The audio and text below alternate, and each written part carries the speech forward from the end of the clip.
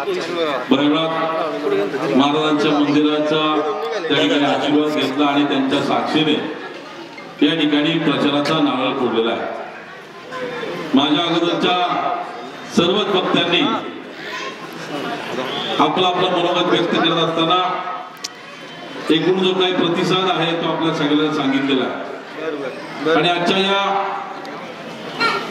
प्रचाराच्या शुभारंभ प्रसंगी उपस्थित असलेले ज्यांनी आपल्याला मार्गदर्शन केलं, ज्यांनी हवेली तालुक्याचं विधानसभेचं प्रतिनिधित्व केलं, भोसरी विधानसभा पहिल्यांदा तयार झाली त्याचं प्रतिनिधित्व केलं, ते आमदार विलासराव लांडे पाटील, शिवसेनेच्या धडाडीच्या नेत्या सुलभाताई उभाळे, माजी नगरसेवक शिवसेनेचे धनंजय भाऊ अल्लाट, या भागाचे लोकप्रिय नगरसेवक पंकजी भालेकर, प्रवीणजी भालेकर, तामानी नानी, स्वर्गीय पौर्णिमाताई सोनवणेची आठवण आज आपल्या सगळ्यांना नक्की येते।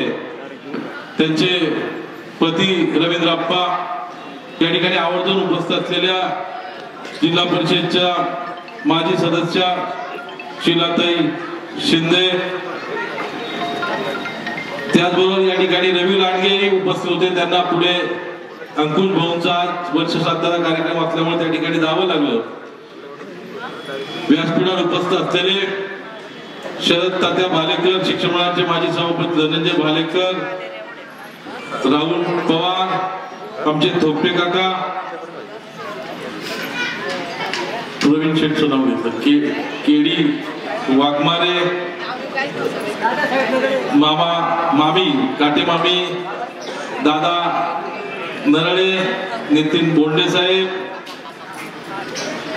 दिनकर भालेकर, चिंतामण भालेकर, रंगनाथ भालेकर, शिवाजी नकाते, अंकुश नकाते, लक्ष्मण हगवणे, हिरामन नकाते, चिंतामण नकाते, राहुल भालेकर, नरेंद्र अण्णा भालेकर, सुनील भालेकर, शांताराम ज्ञानोबा भालेकर, सुनील पंडित भालेकर, नितीन अण्णा भालेकर, नितीन बोंडे, अरुण भोपटे लिहिले, राहुल पवार, कैलास भालेकर, नंदकुमार सावंत, दिनेकर भालेकर, बाजीराव भालेकर, शशिकांत भालेकर, रहीम शेख, देवा इंकोळी, सगळ्यांची नावं घेतली पाहिजे, पण तुमच्या सगळ्यांची मी बाजीराव भालेकर सगळ्यांची मी क्षमा मागतो आणि आपल्या सगळ्यांना तुमच्या सगळ्यांच्या मनापासून आभार मानतो। एवढ्या मोठ्या संख्येने इतकं ऊन असताना सुद्धा तुम्ही सगळे उभ्या, प्रत्येक ठिकाणी आपल्याला अशाच पद्धतीचा प्रतिसाद मिळतोय।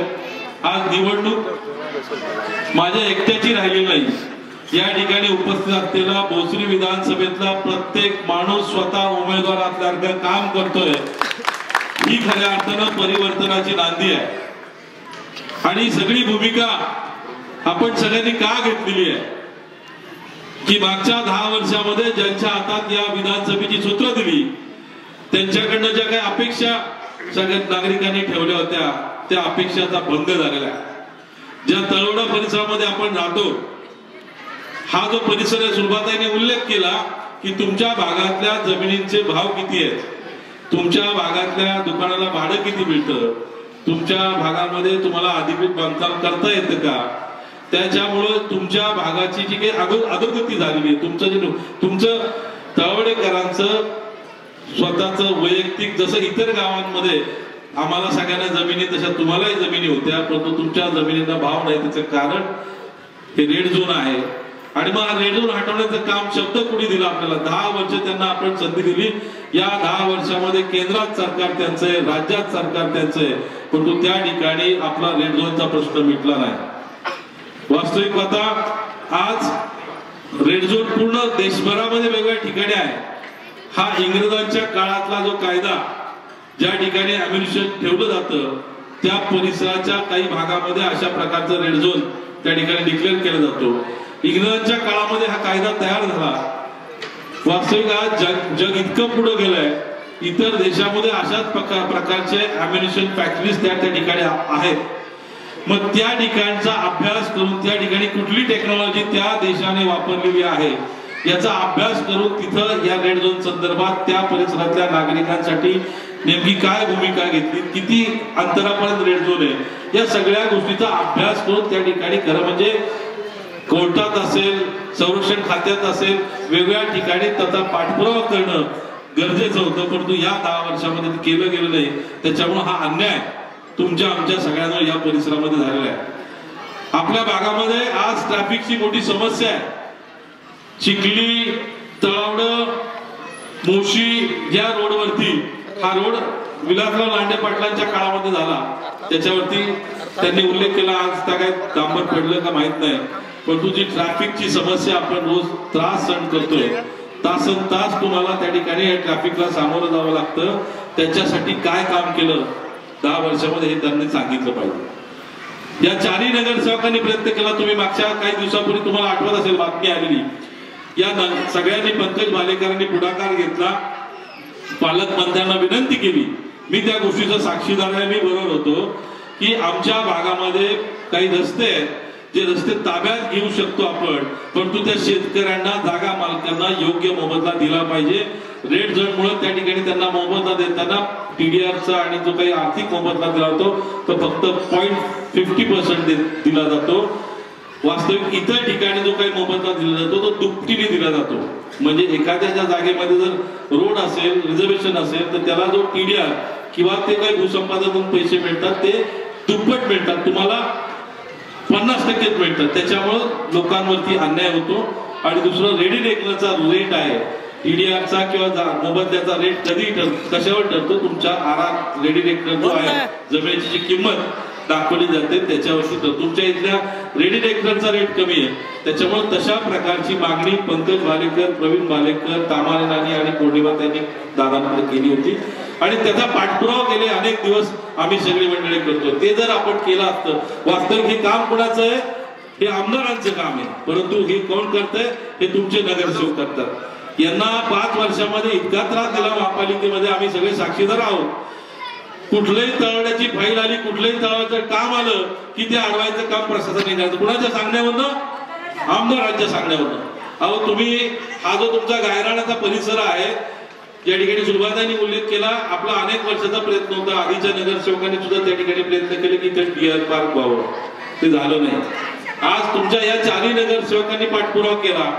ही जी जमीन, याचा कोट्यावधी रुपयाचा मोबदला, मध्ये तुम्ही भाषण ऐकलं असेल पालकमंत्र्यांचं, दादांचं, त्या ठिकाणी त्यांनी उल्लेख केला की ह्या सगळ्या जमीन ताबा घेण्यामध्ये कुणी पुढाकार घेतला, त्याची किंमत किती होती आणि मग ती कशा पद्धतीने आपण महापालिकेच्या ताब्यात आणली, याचं श्रेय कुणाचं होतं, कुणी केलं हे काम? या नगरसेवकांनी केलं. श्रेय घेण्याचं काम आता ते करतायत. बायोडायव्हर्सिटीचा जो प्रकल्प आहे तो काम करण्याचा प्रयत्न कुणाचा होता? आपल्या नगरसेवकांचा होता. या ठिकाणी त्यांनी तुमच्या गावामध्ये आरक्षण नाही, तुमच्या गावामध्ये आरक्षण नाही, त्यामुळे त्या क्षेत्रामध्ये वेगवेगळ्या प्रकारची आरक्षण डेव्हलप व्हावी, आपल्या मुलांसाठी खेळाचं मैदान व्हावं, ज्येष्ठांसाठी, महिलांसाठी गार्डन असावं, आपल्या गावच्या परंपरा पुढे नेण्याच्या दृष्टिकोनातून कुस्तीचा आखाडा असावा, बैलगाडा घाट असावा, या सगळ्या गोष्टी आपल्याला आपल्या त्या गायरानामध्ये करता आल्या पाहिजेत. पण ते करता येत नाही. ते कुणामुळे करता येत नाही, हे 10 वर्षामध्ये का झालं नाही, हा प्रश्न आपण सगळ्यांनी विचारला पाहिजे. मी आपल्याला शब्द देतो या निमित्ताने की आपण येणाऱ्या विधानसभेमध्ये निवडणूक जिंकल्यानंतर या सगळ्या गोष्टींचा पाठपुरावा करून या ठिकाणी आपलं जे गायरान आहे, तुम्हाला जे गायरानामध्ये काम अपेक्षित आहे ते काम आपण करू. सुलभाताईंनी टेंडरचा विषय सांगितला का, काम काढलं यांनी, मेहनत घेतली यांनी, मलिदा खायचं काम कोण करतात? ते करतात टेंडर काढून. प्रत्येक ठिकाणी टेंडर काढायचं आणि त्याचा मलिदा लाटायचं. हे फक्त टक्केवारी पुरते मर्यादित राहिले नाही, हे त्याच्यामध्ये भागीदार झाले, किंबहुना हे ठेकेदार झालेले. यांनी या 10 वर्षामध्ये आमदार म्हणून काम करण्यापेक्षा ठेकेदार म्हणून जास्त काम केलेलं आहे. त्याच्यामुळे आपल्या पिंपरी-चिंचवड शहराची प्रतिमा खराब झाली, पिंपरी-चिंचवड शहराचं नाव अत्यंत खराब करण्याचं काम यांनी केलं. म्हणून माझी आपल्या सगळ्यांना विनंती आहे की येत्या काळामध्ये आपल्याला परिवर्तन करायचं. परिवर्तन फक्त मला आमदार व्हायचं म्हणून नाही, तर परिवर्तन आपल्याला अन्यायाविरुद्ध करायचं. या ठिकाणी कोण आहे, कुठे तो बोलताय तो एक बोर्ड होता बघा, गोर गरिबांचा कळटाट घेणाऱ्यांना करू हद्दपार, यंदा भोसरी विधानसभेत बदल घडणार हाच नेता. काय बोर्ड आहे हा? आमच्या इथं टपरीवाल्याकडनं हप्ते घेतात, आमच्याकडे हातगाडीवाल्याकडनं हप्ते घेतात, आमच्याकडे रिक्षावाल्याकडनं हप्ते घेतात. ही कुठली पद्धत आहे?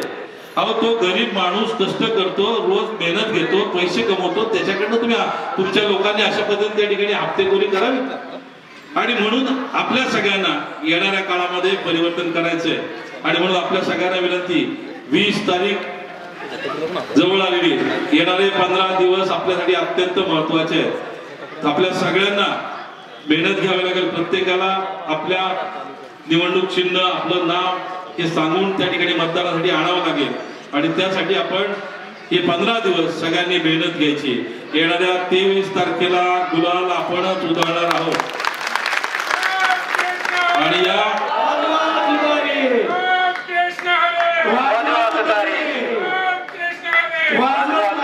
आणि मला खात्री आहे तवड्याचा निकाल पहिला महापालिकेचा लागला तेव्हा तुम्ही 4ही नगरसेवक निवडून आले. ती ताकद तुम्ही दाखवली. आज आपल्याबरोबर शिवसेना पण आहे, काँग्रेस पण आहे. त्याच्यामुळे आपली ताकद तिप्पटीने वाढलेली आहे. त्याच्यामुळं भीमशक्ती पण आहे आणि सर्व जाती धर्माचे लोक आपल्याबरोबर आहेत. कारण आपण शिव फुले शाहू आंबेडकरांचा विचार पुढे नेण्याचं काम करतो, सगळ्या जाती धर्माला पुढे नेण्याचं काम करतो. पवार साहेब, उद्धव साहेब आणि काँग्रेस पक्षाचं नेतृत्व समाजातल्या प्रत्येक घटकाला न्याय देण्याची भूमिका घेऊन काम करतं. त्याच्यामुळं आपल्या बरोबर सगळ्या समाज घटकातील लोक आहेत आणि सगळ्यांना न्याय देण्याची भूमिका आपल्याला आगामी काळामध्ये करायची. त्यामुळं आपल्या सगळ्यांना येत्या 23 तारखेला, येत्या 20 तारखेला आपल्याला विजय खेचून आणायचा, आपल्याला विजय व्हायचंय. त्याच्यासाठी आपण प्रयत्न करायचा. अशा प्रकारची कळकळीची नागराची विनंती करतो. धन्यवाद. जय हिंद, जय महाराष्ट्र.